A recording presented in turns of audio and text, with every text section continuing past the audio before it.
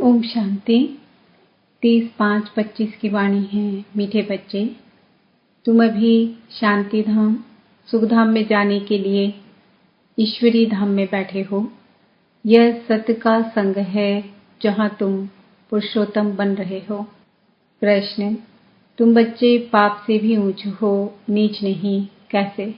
उत्तर, बाबा कहते, बच्चे, मैं विश्व का मालिक नहीं बनता, तुम्हें विश्व का मालिक बनाता हूँ तो ब्रह्मांड का भी मालिक बनाता हूँ। मैं ऊंचते ऊंच बाप तुम बच्चों को नमस्ते करता हूँ, इसलिए तुम मेरे से भी ऊंच हो। मैं तुम मालिकों को सलाम करता हूँ, तुम फिर ऐसा बनाने वाले बाप को सलाम करते हो। ओम शांति। मीठे मीठे रूहानी बच्चों को नमस्ते। रेस्पॉन्ड भी नहीं करते हो बाबा नमस्ते, क्योंकि बच्चे जानते हैं बाबा हमको ब्रह्मांड का मालिक भी बनाते हैं और विश्व का मालिक भी बनाते हैं। बाप तो सिर्फ ब्रह्मांड का मालिक बनते हैं, विश्व का मालिक नहीं बनते। बच्चों को ब्रह्मांड और विश्व दोनों का मालिक बनाते हैं। तो बताओ, बड़ा कौन ठहरा? बच्चे बड़े ठहरे ना, इसलिए बच्चे फिर नमस्ते करते हैं। बाबा, आप ही हमको ब्रह्मांड और विश्व का मालिक बनाते हो, इसलिए आपको नमस्ते। मुसलमान लोग भी मालिकम सलाम, सलाम मालिकम कहते हैं ना। तुम बच्चों को यह खुशी है जिनको निश्चय है। निश्चय बिगर तो कोई यहाँ आ भी न सके। यहाँ जो आते हैं वह जानते हैं हम कोई मनुष्य गुरु के पास नहीं जाते हैं। मनुष्य बाप के पास, टीचर के पास, वह मनुष्य गुरु के पास नहीं जाते। तुम आते हो रूहानी बाप, रूहानी टीचर, रूहानी सतगुरु के पास। वह मनुष्य तो अनेक है, यह एक ही है। यह परिचय कोई को भी था नहीं। भक्ति मार्ग के शास्त्रों में भी है कि रचता और रचना को कोई भी नहीं जानते। न जानने के कारण उनको ऑर्फन कहा जाता है। जो अच्छे पढ़े लिखे होते हैं समझ सकते हैं हम सभी आत्माओं का बाप एक ही निराकार है। वह आकर के बाप, टीचर, सदगुरु भी बनते हैं। गीता में श्री कृष्ण का नाम बाला है। गीता है सर्व शास्त्र में शिरोमणि, सबसे उत्तम ते उत्तम। गीता को ही माई बाप कहा जाता है और जो भी शास्त्र है उनको माता पिता नहीं कहेंगे। श्रीमद् भगवत गीता माता गाई जाती है। भगवान के मुख कमल से निकली हुई गीता का ज्ञान। ऊंचते ऊंच बाप है तो जरूर ऊंचते ऊंच की ही गाई हुई गीता हो गई क्रिएटर। बाकी सब शास्त्र है उनके पत्ते क्रिएशन। रचना से कभी वर्षा मिल न सके, अगर मिलेगा भी तो अल्पकाल के लिए। दूसरे इतने ढेर शास्त्र हैं जिनके पढ़ने से अल्पकाल का सुख मिलता है एक जन्म के लिए। जो मनुष्य ही मनुष्यों को पढ़ाते हैं, हर प्रकार की जो भी पढ़ाइयाँ हैं वह अल्पकाल के लिए मनुष्य को पढ़ाते हैं। अल्पकाल का सुख मिला, फिर दूसरे जन्म में दूसरी पढ़ाई पढ़नी पड़े। यहाँ तो एक निराकार बाप ही है जो 21 जन्मों के लिए वर्षा देते हैं। कोई मनुष्य तो दे न सके, वह तो वर्थ नॉट ए पैनी बना देते हैं। बाप बनाते हैं पाउंड। अभी बाप बैठ बच्चों को समझाते हैं, तुम सब ईश्वर के बच्चे हो ना। सर्वव्यापी कहने से अर्थ कुछ नहीं समझते। सब में परमात्मा है तो फिर फादरहुड हो जाता है। फादर ही फादर तो फिर वर्षा कहाँ से मिले? किसका दुख कौन हरे? बाप को ही दुख हरता सुख करता कहा जाता है। फादर ही फादर का तो कोई अर्थ ही नहीं निकलता। बाप बैठ समझाते हैं, यह है ही रावण राज्य। यह भी ड्रामा में नूद है, इसलिए चित्रों में भी क्लियर कर दिखाया है। तुम बच्चों की बुद्धि में है हम पुरुषोत्तम संगम युग पर हैं। बाप पुरुषोत्तम बनाने आए हुए हैं। जैसे बैरिस्टरी, डॉक्टरी आदि पढ़ते हैं जिससे मर्तबा पाते हैं। समझते हैं इस पढ़ाई से हम फलाना बनूंगा। यहाँ तुम सत्य के संग में बैठे हो जिससे तुम सुखधाम में जाते हो। सत्य धाम भी दो हैं, एक सुख धाम, दूसरा है शांति धाम। यह है ईश्वर का धाम। बाप रचता है ना, जो बाप द्वारा समझकर होशियार होते जाते हैं उनका कर्तव्य है सर्विस करना। बाप कहेंगे तुम अभी समझकर होशियार हुए हो तो शिव के मंदिर में जाकर समझाओ। उन्हें बोलो इस पर फल फूल मक्खन घी अक के फूल गुलाब के फूल वैरायटी क्यों चढ़ाते हो। कृष्ण के मंदिर में अक के फूल नहीं चढ़ाते हैं, वहां बहुत अच्छे खुशबूदार फूल ले जाते हैं। शिव के आगे अक के फूल तो गुलाब के फूल भी चढ़ाते हैं। अर्थ तो कोई जानते नहीं। इस समय तुम बच्चों को बाप पढ़ाते हैं, कोई मनुष्य नहीं पढ़ाते, और सारी दुनिया में मनुष्यों को मनुष्य पढ़ाते हैं। तुमको भगवान पढ़ाते हैं। कोई मनुष्य को भगवान कदाचित कहा नहीं जाता। लक्ष्मी नारायण को भी भगवान नहीं, उनको देवी देवता कहा जाता है। ब्रह्मा विष्णु शंकर को भी देवता कहेंगे। भगवान एक बाप ही है, वह है सभी आत्माओं का बाप। सभी कहते भी हैं हे परम पिता परमात्मा। उनका सच्चा सच्चा नाम है शिव, और तुम बच्चे हो शालिग्राम। पंडित लोग जब रुद्र यज्ञ रचते हैं तो शिव का बहुत बड़ा लिंग बनाते हैं और शालिग्राम छोटे छोटे बनाते हैं। शालिग्राम कहा जाता है आत्मा को, शिव कहा जाता है परमात्मा को। वह सभी का बाप है। हम सब है भाई भाई, कहते भी हैं ब्रदरहुड। बाप के बच्चे हम भाई भाई हैं। फिर भाई बहन कैसे हुए। प्रजापिता ब्रह्मा के मुख से प्रजा रची जाती है, वह है ब्राह्मण और ब्राह्मणियां। हम प्रजापिता ब्रह्मा की संतान हैं, इसलिए बीके कहलाते हैं। अच्छा, ब्रह्मा को किसने पैदा किया। भगवान ने। ब्रह्मा विष्णु शंकर यह सब क्रिएशन है। सूक्ष्म वतन की भी रचना हो गई। ब्रह्मा मुख कमल से तुम बच्चे निकले हो, ब्राह्मण ब्राह्मणियां कहलाते हो। तुम ब्रह्मा मुख वंशावली एडॉप्टेड हो। प्रजापिता ब्रह्मा बच्चे कैसे पैदा करेंगे, जरूर एडॉप्ट करेंगे। जैसे गुरु के फॉलोअर्स एडॉप्ट होते हैं, उनको कहेंगे शिष्य। तो प्रजापिता ब्रह्मा सारी दुनिया का पिता हो गया, उनको कहा जाता है great great grandfather. Prajapita Brahma तो यहाँ चाहिए ना। सूक्ष्म वतन में भी ब्रह्मा है, नाम गाया हुआ है ब्रह्मा विष्णु शंकर, परंतु सूक्ष्म वतन में प्रजा तो होती नहीं। प्रजापिता ब्रह्मा कौन है, यह सब बाप बैठ समझाते हैं। वह ब्राह्मण लोग भी अपने को ब्रह्मा की औलाद कहते हैं। अब ब्रह्मा कहाँ हैं, तुम कहेंगे यह बैठे हैं, वह कहेंगे होकर गया है। वह फिर अपने को पुजारी ब्राह्मण कहलाते हैं। अभी तुम तो प्रैक्टिकल में हो। प्रजापिता ब्रह्मा के बच्चे आपस में भाई बहन हो गए। ब्रह्मा को अडॉप्ट किया है शिव बाबा ने। कहते हैं मैं इस बूढ़े तन में प्रवेश कर तुमको राजयोग सिखलाता हूँ। मनुष्य को देवता बनाना यह कोई मनुष्य का काम नहीं है, बाप को ही रचता कहा जाता है। भारतवासी जानते हैं शिव जयंती भी मनाई जाती है। शिव है बाप। मनुष्यों को यह भी पता नहीं है कि देवी देवताओं का यह राज्य किसने दिया। स्वर्ग का रचयिता है ही परम आत्मा, जिसको पतित पावन कहा जाता है। आत्मा असुल पवित्र होती है, फिर सतो रजो तमो में आती है। इस समय कलयुग में सब है तमो प्रधान, सतयुग में सतो प्रधान थे। आज से 5000 वर्ष पहले इन लक्ष्मी नारायण का राज्य था। 2500 वर्ष देवताओं की डिनास्टी चली, उनके बच्चों ने भी राज्य किया ना। Lakshmi Narayan the first the second ऐसे चलाता है। मनुष्य को इन बातों का कुछ भी पता नहीं है। इस समय है सब तमो प्रधान पतित।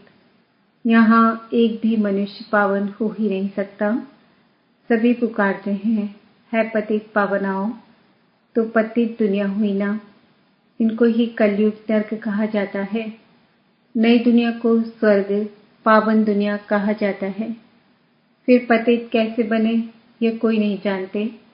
भारत में एक भी मनुष्य नहीं जो अपने 84 जन्मों को जानता हो। मनुष्य मैक्सिमम 84 जन्म लेते हैं, मिनिमम एक जन्म। भारत को अविनाशी खंड माना गया है क्योंकि यहाँ ही शिव बाबा का अवतरण होता है। भारत खंड कभी विनाश हो ही नहीं सकता। बाकी जो अनेक खंड है वह सब विनाश हो जाएंगे। इस समय आदि सनातन देवी देवता धर्म प्रायः लोप हो गया है। कोई भी अपने को देवता नहीं कहलाते हैं क्योंकि देवताएं सतो प्रधान पावन थे। अभी तो सभी पतित पुजारी बन गए हैं। यह भी बाप बैठ समझाते हैं। भगवान उवाचेना, भगवान सभी का बाप है। वह एक ही बार भारत में आते हैं। कब आते हैं? पुरुषोत्तम संगम युग पर। इस संगम युग को ही पुरुषोत्तम कहा जाता है। यह संगम युग है कलयुग से सतयुग, पतित से पावन बनने का। कलयुग में रहते हैं पतित मनुष्य, सतयुग में है पावन देवता, इसलिए इनको पुरुषोत्तम संगम युग कहा जाता है। जबकि बाप आकर पतित से पावन बनाते हैं। तुम आए ही हो मनुष्य से देवता पुरुषोत्तम बनने। मनुष्य तो यह भी नहीं जानते कि हम आत्माएं निर्वाण धाम में रहती है। वहां से आते हैं पाठ बजाने। पाइस नाटक की आयु 5000 वर्ष है। हम इस बेहद के नाटक में पाठ बजाते हैं। इतने सब मनुष्य पाठधारी हैं। यह ड्रामा का चक्र फिरता रहता है, कभी बंद होने का नहीं है। पहले पहले इस नाटक में सतयुग में पाठ बजाने आते हैं देवी देवता, फिर त्रेता में क्षत्रिय। इस नाटक को भी जानना चाहिए ना। यह है ही कांटों का जंगल। सब मनुष्य दुखी हैं। कलयुग के बाद फिर सतयुग आता है। कलयुग में ढेर मनुष्य हैं। सतयुग में कितने होंगे? बहुत थोड़े। आदि सनातन सूर्यवंशी देवी देवता ही होंगे। यह पुरानी दुनिया अब बदलनी है। मनुष्य सृष्टि से फिर देवताओं की सृष्टि होगी। आदि सनातन देवी देवता धर्म था, परंतु अब अपने को देवता कहलाते नहीं, अपने धर्म को ही भूल गए हैं। यह सिर्फ भारतवासी ही हैं जो अपने धर्म को भूल गए हैं। हिंदुस्तान में रहने के कारण हिंदू धर्म कह देते हैं। देवताएं तो पावन थे। यह है पतित, इसलिए अपने को देवता कह नहीं सकते। देवताओं की पूजा करते रहते हैं, अपने को पापी नीच कहते। अब बाप समझाते हैं, तुम ही पूज्य थे, फिर तुम ही पुजारी पतित बने हो। हम सो का अर्थ भी समझाया है। वह कह देते आत्मा सो परमात्मा। यह है झूठा अर्थ, झूठी काया, झूठी माया। सतयुग में ऐसे नहीं कहेंगे। सचखंड की स्थापना बाप करते हैं, झूठ खंड फिर रावण बनाते हैं। यह भी बाप आकर समझाते हैं। आत्मा क्या है, परमात्मा क्या है, यह भी कोई नहीं जानते। बाप कहते हैं तुम आत्मा बिंदी हो, तुम्हारे में 84 जन्मों का पाठ मुंधा हुआ है। हम आत्मा कैसी है यह कोई नहीं जानते हैं। हम बैरिस्टर हैं, फलाना है, यह जानते हैं। बाकी आत्मा को एक भी नहीं जानते। बाप ही आकर पहचान देते हैं, तुम्हारी आत्मा में 84 जन्मों का पाठ अविनाशी मुंधा हुआ है, जो कभी विनाश नहीं हो सकता। यही भारत गार्डन ऑफ फ्लावर था। सुख ही सुख था, अभी दुख ही दुख है। यह बाप नॉलेज देते हैं। तुम बच्चे बाप द्वारा अभी नई नई बातें सुनते हो। सबसे नई बात है तुम्हें मनुष्य से देवता बनना है। तुम जानते हो मनुष्य से देवता बनने की पढ़ाई कोई मनुष्य नहीं पढ़ाते हैं, भगवान पढ़ाते हैं। उस भगवान को सर्वव्यापी कहना यह तो गाली देना है। अब बाप समझाते हैं, मैं हर 5000 वर्ष बाद आकर भारत को स्वर्ग बनाता हूँ, रावण नरक बनाते हैं। यह बातें दुनिया में और कोई नहीं जानते। बाप ही आकर तुमको मनुष्य से देवता बनाते हैं। गायन भी है मूत पलिती कपड़ धोए, वहाँ विकार होता नहीं। वह है ही संपूर्ण निर्विकारी दुनिया। अभी है विशेष वर्ल्ड, बुलाते भी हैं पतित पावन आओ। हमको रावण ने पतित बनाया है, परंतु जानते नहीं कि रावण कब आया, क्या हुआ। बुलाते भी हैं पतित पावन आओ। हमको रावण ने पतित बनाया है, परंतु जानते नहीं कि रावण कब आया, क्या हुआ। रावण ने कितना कंगाल बना दिया। भारत 5000 वर्ष पहले कितना साहूकार था। सोने हीरे जवाहरों के महल थे, कितना धन था। अभी क्या हालत है। सो सिवाय बाप के सिरताज कोई बना न सके। अभी तुम कहते हो शिव बाबा भारत को हेवन बनाते हैं। अब बाप कहते हैं मौत सामने खड़ा है, तुम वानप्रस्थी हो, अब जाना है वापस। इसलिए अपने को आत्मा समझो, माँ में कम याद करो तो पाप भस्म हो जाएंगे। अच्छा, मीठे मीठे सिकिलदे बच्चों प्रति माता पिता बाप दादा का याद प्यार और गुड मॉर्निंग। रूहानी बाप की रूहानी बच्चों को नमस्ते। हम रूहानी बच्चों की रूहानी माता पिता बाप दादा को याद प्यार गुड मॉर्निंग, नमस्ते, ओम शांति। धारणा के लिए मुख्य सार। हम ब्रह्ममुख वंशावली ब्राह्मण हैं। स्वयं भगवान हमें मनुष्य से देवता बनाने की पढ़ाई पढ़ा रहे हैं। इस नशे और खुशी में रहना है। पुरुषोत्तम संगम युग पर पुरुषोत्तम बनने का पुरुषार्थ करना है। अभी हमारी वानप्रस्थ अवस्था है, मौत सामने खड़ा है, वापस घर जाना है। इसलिए बाप की याद से सब पापों को भस्म करना है। वरदान। नॉलेज रूपी चाबी द्वारा भाग्य का अखुट खजाना प्राप्त करने वाले माला माल भव। संगम युग पर सभी बच्चों को भाग्य बनाने के लिए नॉलेज रूपी चाबी मिलती है। ये चाबी लगाओ और जितना चाहे उतना भाग्य का खजाना खोलो और जितना चाहे उतना भाग्य का खजाना लो। चाबी मिली और माला माल बन गए। जो जितना माला माल बनते हैं उतना खुशी स्वतः रहती है। ऐसे अनुभव होता है जैसे खुशी का झरना अखुट अविनाशी बहता ही रहता है। वे सर्व खजानों से भरपूर माला माल दिखाई देते हैं। उनके पास किसी भी प्रकार की अप्राप्ति नहीं रहती। स्लोगन। बाप से कनेक्शन ठीक रखो तो सर्व शक्तियों की करंट आती रहेगी। आज का सुमान है।